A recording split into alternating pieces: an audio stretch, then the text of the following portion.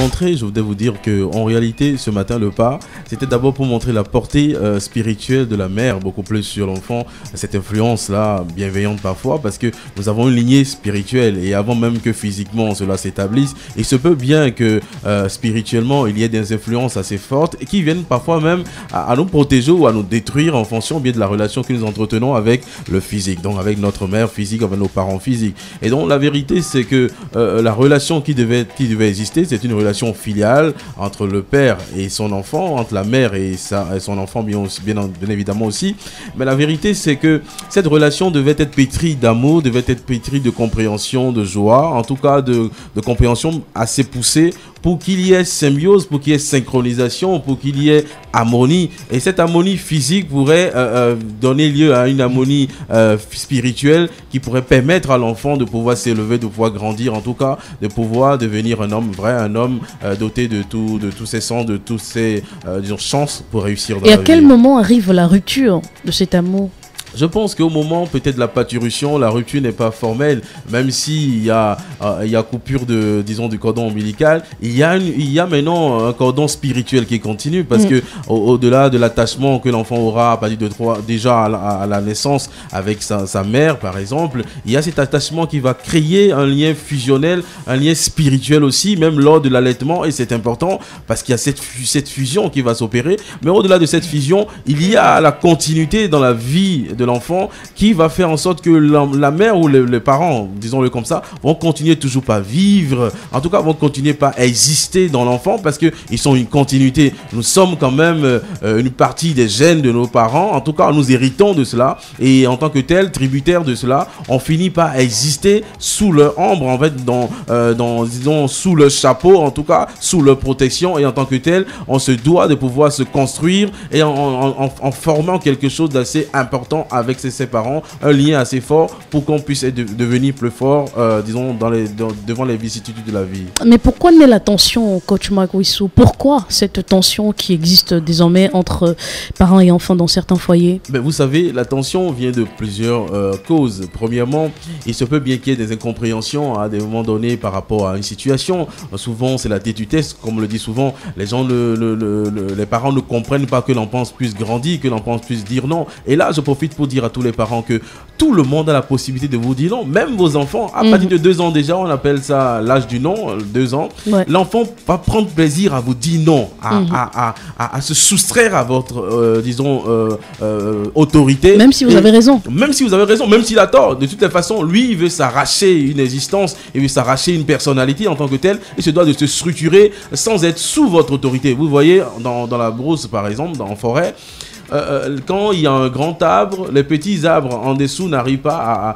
à grandir naturellement parce qu'ils n'arrivent pas à avoir la fonction chlorophyllène comme il se doit, à faire les échanges avec les rayons ultraviolets exactement, correctement. Donc il se doit, en tout cas pour grandir cet arbre, ce petit arbre, que le grand arbre puisse mourir, que le grand arbre puisse être détruit. Et là-dessus, chaque fois qu'on ne part pas, chaque fois qu'on n'arrache pas sa liberté, on devient tout petit, on est rabougri sous l'influence de ses parents, en tout cas sous l'autorité de ses parents. Donc de façon instinctive, psychologiquement, d'ailleurs, l'enfant va se soustraire à cette autorité dans l'instinct de grandir, dans l'instinct formel de pouvoir lui aussi devenir plus fort et devenir plus grand aussi, avoir aussi une autorité particulière, une influence particulière qui va exercer efficacement sur les autres. Donc il y a cette rupture qui pourrait causer beaucoup de choses. Il y a aussi la perte des valeurs parce qu'au fond, les parents n'ont pas les mêmes sens de valeur, en tout cas les mêmes paramètres de valeur que les enfants, puisque le temps change et qu'on est fils ou fille de son époque, alors les parents ayant été éduqués dans une époque différente ou en tout cas dans une sphère différente vont avoir des paramètres de compréhension ou de perception qui pourraient être bien différents.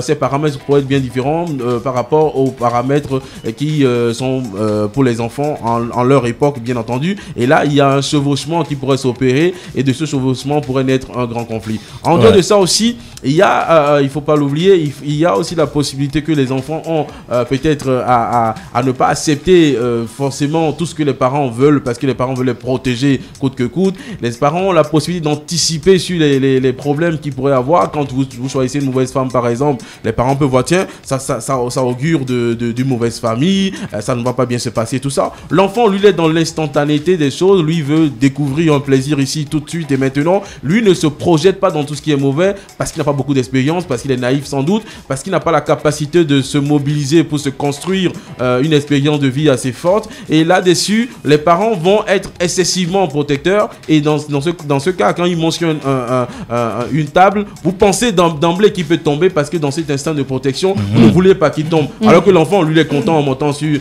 une table. Il pense même que c'est un exploit parce qu'il a pu se hisser là-haut et il est quand même fier de lui. Vous voyez, ce conflit-là de compréhension et peut-être même d'analyse, de perception peut engendrer beaucoup de situations assez difficiles pour les parents et pour les enfants aussi. Alors d'ailleurs, il y a Ibrin qu'on a eu tout à l'heure au téléphone qui disait qu'il ne s'entend pas des fois avec sa maman parce que non seulement elle fait une incursion dans sa vie, il est déjà majeur, mais elle veut garder le complet contrôle. C'est Gaëtan. Alors oui, c'est Gaëtan, elle veut garder le complet contrôle, sa maman, sur sa vie, donc elle va vouloir lui imposer la fille avec qui il faut passer sa vie, lui imposer un certain nombre de choses. Alors maintenant, comment se défaire subtilement de ce pouvoir, de cette autorité des parents sans créer une certaine guerre, une séparation? D'emblée, il faut comprendre que les parents ne font pas mal en voulant imposer quelque chose à leurs enfants, pardon.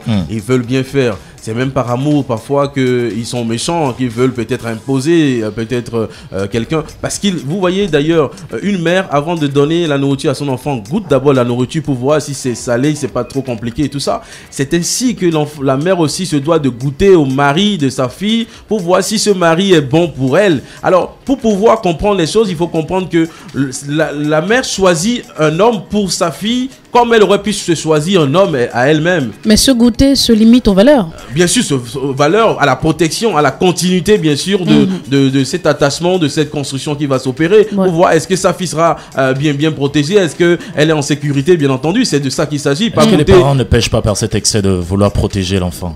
Bien entendu que quand ça devient excessif, ça devient compliqué. Mais en réalité, on va pas les tasser d'excès parce que c'est de bonne foi quand même que ça se fait la plupart du temps. D'abord, c'est ça. En revanche, pour les parents, les enfants aussi, ils se doivent de comprendre que quand ce n'est pas méchamment fait, quand ce n'est pas fait de mauvaise foi, alors il n'y a pas à aller en guerre. Et c'est la première règle que je voudrais bien offrir à nos auditeurs ce matin, c'est de ne pas aller en conflit, c'est de ne pas aller en conflit ouvert avec les parents, étant entendu que ça n'est pas méchamment fait, c'est fait de bonne foi. Donc première chose, il ne faut pas aller en guerre. S'il y a possibilité, il faut se soustraire d'abord. Il ne faut pas aller frontalement contre sa mère. D'ailleurs, quand vous allez frontalement contre votre mère, vous ne pouvez pas gagner beaucoup d'argent, vous n'avez pas beaucoup de stabilité spirituellement, il faut comprendre. Et vous pouvez compromettre même votre vie familiale parce qu'il y a une stabilité qui devait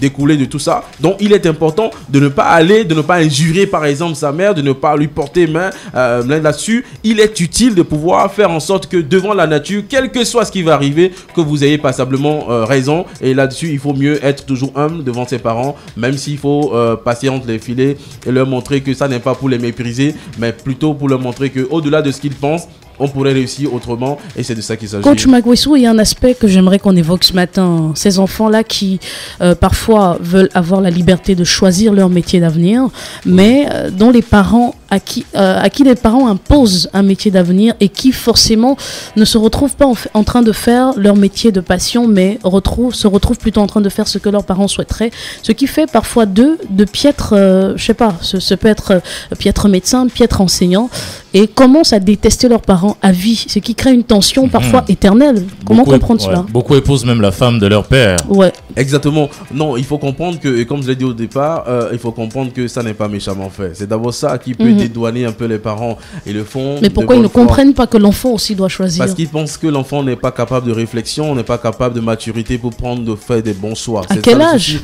Malheureusement, vous ne serez jamais grand devant vos parents, même si vous avez 70 ans. Moi, j'ai vu ma grand-mère autrefois gronder, mon père qui avait plus de 68 ans, 69 ans. J'ai fui rapidement parce que le plus grand, le plus fort qui nous terrorisait, nous à la maison, sa maman dit mais toi tu n'écoutes jamais ce qu'on te dit. Donc, voilà, ça fait peur. Et pour dire finalement que non, pour nous pour les parents, les enfants ne grandissent jamais parce que vous resterez toujours le petit garçon qu'il a lavé autrefois, de qui il a vu les petits zizi et tout ça. Donc ça reste toujours là, en tout cas. Donc c'est un peu ça. Alors en revanche, il faut dire que ça me touche particulièrement ce que vous venez de dire parce que j'ai été victime de cela. Ouais. J'ai été haï, peut-être chassé, banni peut-être de ma famille en griffe parce que simplement j'ai choisi un chemin que les parents ne voudraient pas que je choisisse. Alors ça a été très compliqué. L'idée même de me suicider m'a floré l'esprit, bien entendu, parce que j'ai tout perdu. Tous ceux qui m'aimaient, tous ceux sur qui je comptais viennent à me détester. Vous vous retrouviez seul. C'est pas évident. Et je sais bien qu'il y a des gens en ce moment qui sont dans ces situations. Alors, je voudrais leur dire simplement que la première chose à faire, c'est de ne pas non plus haïr les parents ou peut-être les contrecarrer à vouloir peut-être montrer qu'on est fort, qu'on est grand. Non, on n'est pas fort en insultant ses parents, en injuriant ses parents, en voulant aller en conflit avec eux. Ce qu'il faut faire simplement, c'est de leur montrer que ce que vous avez choisi est quand même bien. Donc, allez réaliser cela et donc mobilisez-vous à transformer toute cette haine-là peut-être en motivation suffisante pour que vous puissiez avoir du résultat, pour que vous puissiez réussir. Et quand vous finissez par réussir, les parents sont toujours là.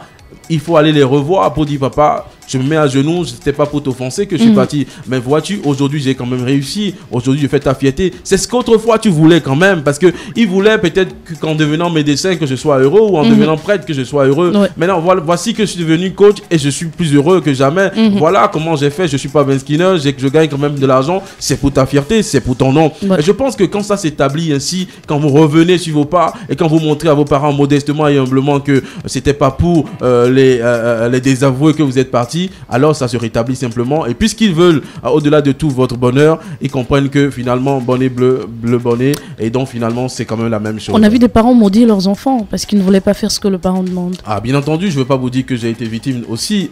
Oh. C'est normal, dans l'essai de colère, dans l'essai peut-être de l'incompréhension, ça peut venir très rapidement. En tout cas, tu vas échouer, c'est sûr, rien ne t'arrivera de bon, c'est normal. Et sous ce dictat de malédiction, ce n'est pas évident pour vivre et pour réussir. Vous n'avez pas les mêmes chances de réussite que les autres. Parce que vous devez sauter 10 fois ou 20 fois plus que les autres avant d'avoir le même résultat. Que ça veut dire que vous devez travailler davantage. Il y a spirituellement ce qu'il faut faire pour sortir de ces malédictions spirituellement. Je peux le faire, je suis pas pasteur, je suis rien, mais il se fait que l'eau salée purifie naturellement, en tout cas délie naturellement. C'est la raison pour laquelle beaucoup de gens vont par exemple à la plage. C'est pas forcément Mami Wata qui les sauve, c'est parce que l'eau est salée totalement. Donc vous-même à la maison, si vous prenez un seau d'eau et que vous le rendez bien salé simplement, alors vous vous lavez avec. Pour des gens qui sont chrétiens, il y a des psaumes dédiés pour ça. Vous lisez, vous faites ça, normalement ça devait aller. Mais en amont, il faut déjà réparer le tort qui a été fait, le tort spirituel qui a été fait. Parce que finalement, quand vous êtes humble, au moins la nature vous protège, Dieu vous protège. Donc si vous allez à Canossa, si vous allez voir vos parents pour présenter vos excuses, bien que vous ayez raison, alors ça vient quand même à montrer que vous n'êtes pas le problème, et là-dessus, vous êtes quand même un peu délivré. Nous allons prendre les cas pratiques sur cette antenne, mais nous allons les traiter lundi prochain. Alors maintenant, vous demandez aux jeunes, aux enfants de ne pas aller en conflit avec les parents parce que ce qu'ils font, c'est pour notre bien. C'est d'abord notre bien-être qu'ils recherchent, a priori. Oui. Alors maintenant, est-ce qu'il n'y a pas certains parents justement qui veulent, parce qu'ils ont échoué dans un domaine, ils veulent automatiquement utiliser leurs enfants pour qu'ils projettent dans ce domaine-là. Et puis pour un parent, par exemple, qui va choisir une femme, j'ai par exemple Albert qui veut épouser Marie, mais le parent lui dit, nous, on ne veut pas que tu épouses Marie, on a choisi Josiane. Alors tant que tu n'épouses pas Josiane, c'est fini, c'est terminé. Donc à ce moment donné, comment le gars va subtilement faire justement pour établir la relation, puisque la seule condition pour qu'il y ait discussion davantage, c'est qu'il épouse la femme qui lui est imposée. Non, c'est pas la vraie solution. La vraie solution, c'est qu'il soit heureux, et les parents veulent qu'il soit heureux, c'est ça. Alors ce qu'il faut faire, parce que les deux ne sont pas lucides, les parents dans leur orgueil, dans leur trop grande conception, d'ailleurs les intellectuels sont un peu comme piégés, parce que dans la cohérence de leur esprit, ils pensent que ce n'est que ça qu'il faille faire pour réussir, et les parents sont piégés grandement. Ce qu'il faut faire, c'est de laisser un peu le temps passer, c'est d'abord ça pour qu'on soit plus lucide, et d'aller maintenant voir les parents humblement, parce que c'est ça qu'il s'agit. Les parents voulant établir leur autorité ne voudraient pas bien sûr qu'on les désavoue, et donc il faut aller secrètement les voir dans la chambre. Papa, je voudrais te voir. Maman, je voudrais te voir dans ta chambre, pas devant les autres, pas pour montrer que j'ai réussi et que je suis quand même fort, que je suis grand, je peux faire ce que je veux. Non, pas du tout. Je veux même ta bénédiction. Josiane, voici ce que j'aime chez elle. Qu'est-ce que tu détestes bien chez Josiane? Je veux savoir. Est-ce que c'est parce qu'elle n'est pas bamileke? Est-ce que c'est parce qu'elle est bassa, etc. Je veux savoir. Alors moi, de mon expérience avec elle, je pense que elle est ci, elle est ça, elle est ça. Toi qui as beaucoup d'expérience, toi qui as la chance d'avoir vécu beaucoup de choses, alors dis-moi à peu près comment est-ce que je pourrais me compromettre avec ce que je suis en train de vivre avec Josiane en ce moment. Vous voyez un peu, vous l'introduisez de façon bienveillante dans cette recherche de solutions pour qu'il soit établi d'abord dans son orgueil à lui, en tant que parent, et là vous ne le désavouez plus, et puis ensuite il est disposé, parce que là maintenant il est rétabli, à peut-être vous aider, et là-dessus il peut avoir des compromis, il peut avoir la possibilité quand même de sortir de crise. Donc voilà un peu ce qui peut se passer. Lundi on peut venir là-dessus de façon plus royale. Merci beaucoup coach Marc Owessou. Certainement on se retrouvera lundi. À très vite. Passez un bon week-end. Merci pour ce saut de trésor d'or. Allez, beaucoup de courage, ça sera pas évident, mais à très vite.